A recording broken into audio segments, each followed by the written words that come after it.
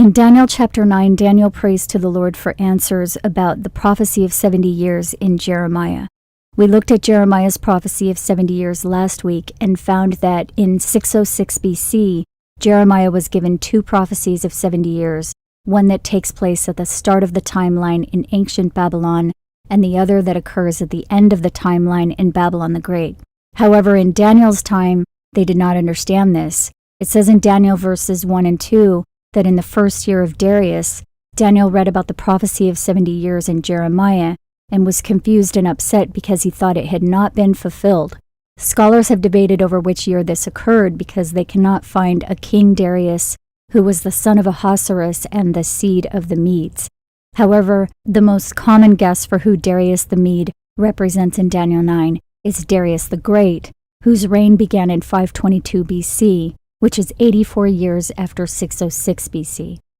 So it appears that 84 years had passed after Jeremiah was given the 70-year prophecy, and Daniel says his people were still far off in captivity, and Babylon had not been punished. So he prayed to the Lord in sackcloth and ashes, asking forgiveness because he believed the fulfillment didn't happen because they had sinned. Then the angel Gabriel came to Daniel and told him he was going to give him skill and understanding and advised him to consider the matter. Then he gave Daniel the prophecy of 70 weeks in verses 24 through 27. But before we go into this, there are two important things to keep in mind. First, after Gabriel gave all of this information to Daniel, he told him in chapter 12 that the words would be closed up and sealed until the time of the end, and that none of the wicked would understand. This means that these prophecies given to Daniel were never meant to be understood by Babylon itself. This is extremely important because Babylon does have their own interpretation of the Daniel prophecies, and especially Daniel 9, which are more commonly accepted by the majority.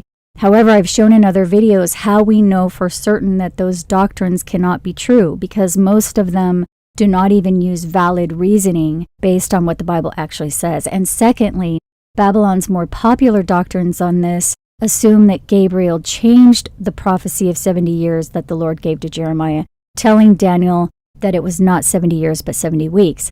This is not true. The actual Hebrew word in Jeremiah for years is word number 8141, which does not mean weeks. It means years or lifetimes. It's a different word than what's used in Daniel 9.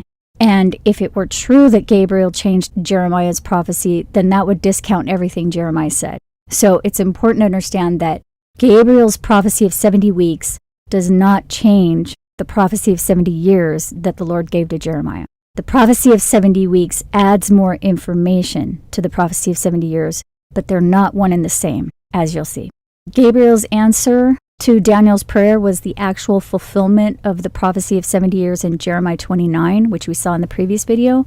And in this video, we're going to look at the actual words used in the original text in Daniel 9, using 3 different concordances while also considering the context of what we already know about the overall prophetic timeline. Please understand that what you're about to see does not take away or add a single word to the original text. So let's get started. The prophecy begins in verse 24, and we'll start by reading the King James translation, which says, 70 weeks are determined upon thy people and upon thy holy city to finish the transgression and to make an end of sins and to make reconciliation for iniquity and to bring in everlasting righteousness and to seal up the vision and prophecy and to anoint the most holy. So we're going to look at this verse with all of the numbered Hebrew words from the concordance so you can be sure we're not adding or taking away any of the original words. The first word we're going to look at is the word translated as weeks. You can see this is word number 7620, which is the Hebrew word Shabuah, and it means 7. So we're going to put that here, 77. The next thing you'll notice is that the phrase upon thy people corresponds to only one Hebrew word, number 5971. This is because the ancient translators added filler words to make the text easier to read. That's okay. However, sometimes it can change the meaning in the wrong way. So we try to minimize the number of filler words and stick to the original words as much as possible in order to find the true meaning. Word number 5971 simply means people, not your people. And word 6944 means holy, not you're holy. You'll notice that none of the three concordances we're using here actually contain a Hebrew word meaning you or your in this phrase. Therefore, it was not appropriate to add the words thy, which meant your in King James time. Instead, it's more appropriate to translate this as the people and the holy city, not your people and your holy city, which changes the meaning. So, verse 1 can also be translated to say 77 are determined upon the people and upon the holy city to make an end of sins. The holy city, we're told later in the prophecy of Revelation 21, is a heavenly city. Therefore, we should not assume this refers to anything else. This prophecy is directly associated with the full end-time prophecy, which concerns the whole world, as stated in both Daniel and Jeremiah. In addition, it's clear that our world has not reached the end of sins or everlasting righteousness yet, so it would not be appropriate to assume these 77 were fulfilled in the past. This is clearly an event that has not yet occurred, an event in the end time. 77 that will finish with the end of sins and everlasting righteousness. Now, verse 25 in the King James translation says, "Know therefore and understand that from the going forth of the commandment to restore and to build Jerusalem unto Messiah the Prince shall be 7 weeks and 62 weeks. The street shall be built again, and the wall, even in troublous times." So the first thing we'll look at is the word translated as weeks, number 7620, which also means 7. So we'll add that here. Next, the word translated as 60, number 8346, means 60. So 60 and 2, or 62. And this next word translated as weeks, number 7620, also means Shavuot. So we'll add that here. And we can now see that verse 24 can also say that from the going forth of the commandment to restore and build Jerusalem until Messiah shall be 7, 7, and 62 Shavuots. So when we view this in the context of the overall timeline, and especially what we know about Jeremiah's final 70-year period, which could not start until after the rise of the 8th king in 1945, then it seems clear that the commandment to restore Jerusalem refers to the establishment of the country of Israel by the 8th king in 1948. But in order for this to be the true start of the final 77, it must include the fulfillment of the 7, 7, and 62 Shavuots to Messiah. So the first thing we must understand here is what Shavuot refers to. Shavuot is the Feast of Weeks, which is a Jewish holiday that occurs each spring.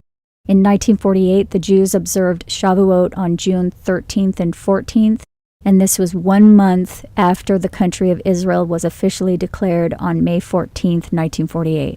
Notice Gabriel said from the going forth of the commandment to restore. The commandment to restore by the 8th king took place in November 1947, but the going forth of that commandment did not occur until May 1948. So you can see the first Shavuot occurred in June 1948, then the 7th Shavuot from that occurred in 1955. The prophecy says 7, 7, so another 7 Shavuots from that lands in 1961. 62 Shavuots from May 1948 would end in 2009. After the going forth of the commandment, the first Shavuot was in June 1948. The 10th Shavuot from that was in the spring of 1957. The 20th was in 1967. The 30th in 1977. The 40th in 1987. The 50th in 1997. The 60th Shavuot was in 2007. And the 2 more Shavuots after that ended in the spring of 2009. So who was this man called Messiah who showed up 7, 7, and 62 Shavuots after the going forth of the commandment to restore Jerusalem by the 8th king? First, let's understand what this word Messiah means. Many people think of Jesus, and I believe this prophecy did refer to the coming of Jesus in ancient times, as there was a partial fulfillment of this prophecy at that time. However, you may be surprised to know that the word Messiah only occurs 2 times in the Bible, both times in the Daniel 9 prophecy. So really, We only have these two scriptures in Daniel 9 as context for who this person refers to in the end time. And we know this prophecy occurs in the end time because we're told it relates to Jeremiah's 70 years, and Jeremiah's 70 years occur in the end time, specifically after 1945, as we saw in the previous video. In addition to this, in John 5:42 and 43, Jesus told the Pharisees, who were Babylonians by that time, that he came to them in his Father's name, and they did not receive him, but they would receive someone else in the future who will come in his own name. That word translated as if, number 1437, also means though. So this was most likely a firm statement, not a hypothetical. I come in my Father's name and you don't receive me, though another will come in his own name and you will receive him. So Jesus indicated that there would be someone in the future who the Babylonians will receive, someone who will be viewed as comparable to Jesus by the Babylonians. Babylon the Great is where we live now. It's sitting on the 8th king now. So who is this man that the Babylonians received and compared to Jesus? It was the man the world called Messiah in 2009, Barack Obama. He became president of the United States in 2009, 62 Shavuots after the going forth of the commandment to restore Jerusalem, and he was born in 1961, 14 Shavuots after the going forth of the commandment. That is, Obama was received by the world both 7/7/14 and 62 Shavuots after the going forth of the commandment. Another thing to keep in mind is that the book of Daniel is written in a kind of code language. The lion represented ancient Babylon, the bear represented Persia, and the goat represented Alexander the Great. So there's reason to believe that this word Messiah in Daniel 9 is not meant to be taken literally. It represents the person Gabriel referred to, and it represents the man Jesus referred to. The prophecy led to Jesus first, and Jesus indicated it refers to someone else, the man who will be received by Babylon in the end. To understand this in the context of the entire Daniel timeline, we can see that the location where this important end-time figure was received, the District of Columbia in the United States, is the actual location of the temple between the seas mentioned in Daniel 11. This is a very complex timeline explained in other videos. So this figure Babylon called Messiah was received by the world 7/7 and 62 Shavuots after the going forth of the commandment to restore Jerusalem by the 8th king. And verse 25 says that during this time, the street and the wall will be built again in troublous times. These were indeed troublous times for Jerusalem. War broke out in 1948 and has continued until the present day. Also during this time, Israel was building a wall. They began building the Israeli West Bank barrier in 1994 and continued building it through 2012. The word translated as street in this verse, number 7339, also means plaza, and this is interesting because during the Six-Day War of 1967, the Moroccan quarter of Jerusalem was demolished, its inhabitants expelled, and they built a plaza in its place adjoining the Western Wall. So from 1948 to 2009, the 62 Shavuot period, both a wall and a plaza were built in Israel as the prophecy states, but also several other significant events occurred throughout Babylon during this time. First and foremost, over 6 million Jews moved to the United States, and more specifically to New York City, which is the seat of the 8th king, the final beast. It is the location of the United Nations headquarters. It's also where the golden calf is on display as a symbol for Wall Street. This is interesting because Wall Street was rebuilt starting in 1949. After the stock market crash of 1929, the Dow Jones Industrial Average did not start to rise again until 1949. The point here is that the United States is in Bible prophecy. It's very likely the burnt mountain of Babylon.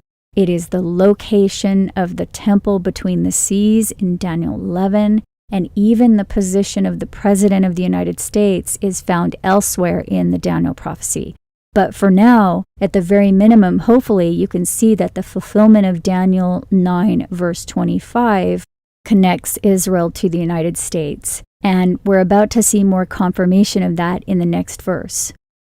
Verse 26 in the King James translation says, "And after 62 weeks shall Messiah be cut off, but not for himself, and the people of the prince that shall come shall destroy the city and the sanctuary, and the end thereof shall be with a flood, and unto the end of the war desolations are determined."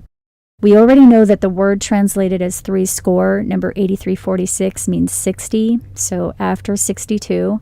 And the word translated as weeks, number 7620, means Shavuot, so after 62 Shavuots. Then the phrase translated as be cut off corresponds to word number 3772, which also means make a covenant. So after 62 Shavuots, Messiah will make a covenant.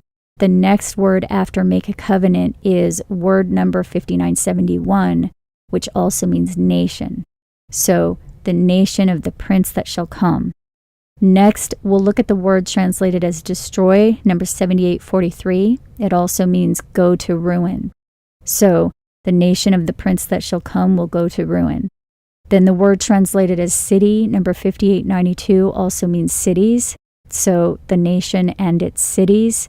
Then the word translated as sanctuary, number 6944, also means hallowed things. So it's cities and it's hallowed things.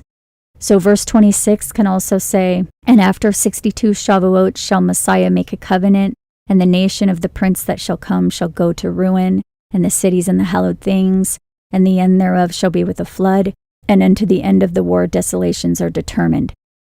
So after the 62 Shavuots, Obama won the Peace Prize in December 2009, and the reason stated for this win was his promotion of nuclear nonproliferation.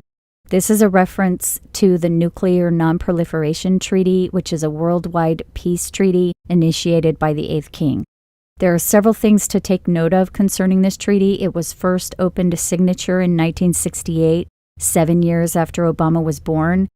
Then in 1995, the nations agreed to extend the treaty indefinitely, and this occurred 2 sevens before Obama became president.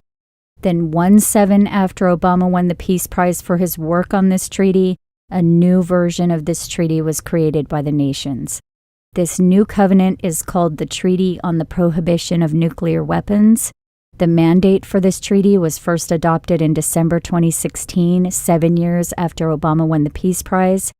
The treaty itself was adopted in July 2017, opened for signature in September 2017, and entered into force on January 22nd, 2021. So keep this in mind as we read on. The next section of this verse mentions the nation of the prince that shall come, and that would seem to refer again to the United States. It says it will go to ruin, its cities and its hallowed things, and its end will be by a flood. So this mention of the flood here is important because this leads back into how this connects to the Jeremiah prophecy. Jeremiah's prophecy of 70 years end at the fall of Babylon the Great. And Babylon the Great, we're told in Revelation 18:21, will be destroyed by a great stone thrown down from heaven that will hit the sea. This is why Jeremiah 51:42 says Babylon will be covered by the waves. It's an asteroid that will hit the sea and destroy Babylon by tsunamis. So Daniel 9 is indicating here that the United States will be destroyed by this asteroid. And that's not surprising because we already learned in Jeremiah's prophecy that all of Babylon covering the whole world will be destroyed by the asteroid. But the timing of this event is slightly different in Daniel, as we'll see in the next verse. Verse 27 says in the King James translation, "And he shall confirm the covenant with many for 1 week, and in the midst of the week he shall cause the sacrifice and the oblation to cease, and for the overspreading of abominations he shall make it desolate, even until the consummation, and that determined shall be poured upon the desolate." So first, the word translated as week, number 7620, we also know means 7. So he will confirm the covenant for 1 7, and in the midst of the 7. But notice the word translated as 1, number 259, also means certain. This is important and you'll understand why later. So it can also say here, he will confirm the covenant certain 7. In other words, he will confirm the covenant in a certain 7 in the midst of the 7. Then the phrase, he shall cause the sacrifice, corresponds to word number 2077, which also means feasting. So it's important to realize that the Hebrew word for he or cause is not in the text here. So this does not say that a person will cause this. This is a very important fact because we know what causes the flood. It's the asteroid, not a person. So the King James added filler words that do not belong here. The original Hebrew goes straight from 7 to feasting. So it says, in the midst of the 7, the feasting. Then the word translated as oblation, number 4503, also means gifts. So the feasting and the gifts will cease. The next actual word is cease, and the word to was a filler word that does not apply. So it would be the feasting and the gifts will cease. And if you're still not convinced that Jesus warned us about lies in the Bible and Jeremiah himself warned that the Babylonian translators of the text would lie in Jeremiah 8:8, then you may be convinced when you see this next word. Because the word translated as overspreading, number 3671, does not mean overspreading at all. I checked all 3 concordances and not a single one mentions anything even remotely related to overspreading. The word means garment. And this is absolute proof that the text was not meant to be understood until the end. The mystery of the garment spotted by the flesh in Jude 1:23 has, as far as I know, never been understood by the church or even acknowledged by them at all. Even 10 years ago when I first decoded this chapter, I didn't notice this because I hadn't discovered the garment mystery yet either. This is extremely important because it shows again that the ancient scribes may have purposely buried the truth about the garment within the words of the text. They actually lied about the definition of this word. It does not mean overspreading. It means garment. So the garment of abominations. And this word translated as abominations, number 8251, also means detested thing. This makes sense because Jude told us that the garment is hated. Daniel is absolutely referencing this, the garment, the detested thing, as you'll see in a moment. Next, the phrase, he shall make it desolate, again, is not in the original Hebrew. The whole phrase corresponds to one word, number 8074, which means causing horror. So, detested thing causing horror. Then the phrase, even until the consummation, corresponds to one word also, number 3617, which also means completely destroyed. So verse 27 can also say, and he shall confirm the covenant with many in a certain 7, in the midst of the 7, and the feasting and the gifts will cease, and the garment, the detested thing causing horror, completely destroyed, and that determined shall be poured upon the desolate. This is absolutely phenomenal. The garment is a secret mystery within the Bible that a scribe intentionally buried in Daniel 9. It's the image of Revelation 13. It was the image of the serpent in Genesis 3. Revelation 13 tells us it was created using the mark they put in their right hand. In other words, it's made with microchips or microtechnology. The Bible says it's made with light. Satan disguised himself as an angel of light with this image. This is how Adam was deceived in the beginning. This goes very deep, but Daniel confirms here that it will be destroyed. This is the same thing we're told in Lamentations 2. The Lord will cast down the beauty, will kill all those pleasant to the eye in the tabernacle of the daughter of Zion.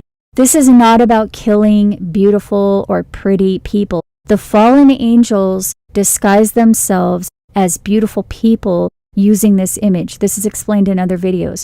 The garment is what makes the fallen ones appear beautiful.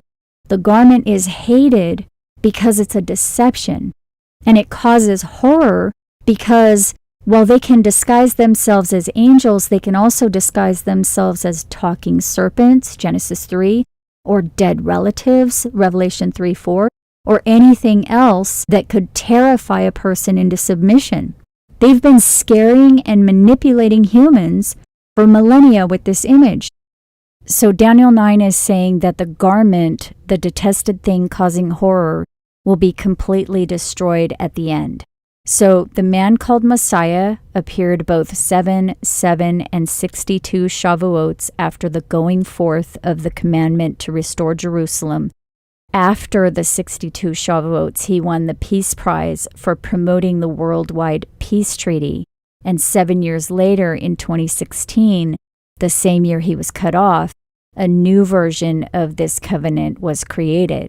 So he won the Peace Prize immediately after the 62nd Shavuot and was clearly involved in creating the new covenant for 7 years, which was complete at the end of the 7 years.